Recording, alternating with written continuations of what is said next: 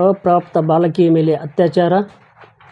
ಭಾಲ್ಕಿ ತಾಲೂಕಿನ ಮೆಹಕರ್ ಪೊಲೀಸ್ ಠಾಣಾ ವ್ಯಾಪ್ತಿಯ ಆಳ್ವಾಯಿ ಗ್ರಾಮದಲ್ಲಿ ನಾಚಿಕೆಗೇಡಿನ ಕೃತ್ಯ ನಡೆದಿದ್ದು, 16 ವರ್ಷದ ಅಪ್ರಾಪ್ತ ಬಾಲಕಿಯ ಮೇಲೆ ಕಳೆದ ಜೂನ್ 2023ರಲ್ಲಿ ನಡೆದ ಅತ್ಯಾಚಾರ ಪ್ರಕರಣ ತಡವಾಗಿ ಬೆಳಕಿಗೆ ಬಂದಿದೆ.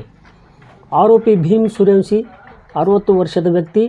ಬಾಲಕಿ ಮತ್ತು ಆರೋಪಿ ನೆರೆಹೊರೆಯವರು ಎಂದು ಪೊಲೀಸ್ ಮೂಲಗಳಿಂದ ತಿಳಿದುಬಂದಿದೆ. ಈ ಕುರಿತು ಇದೇ ಜೂನ್ 21ರಂದು ಬುಧವಾರ ಮೆಹಕರ್ ಪೊಲೀಸ್ ಠಾಣೆಯಲ್ಲಿ ಪ್ರಕರಣ ದಾಖಲಾಗಿದೆ.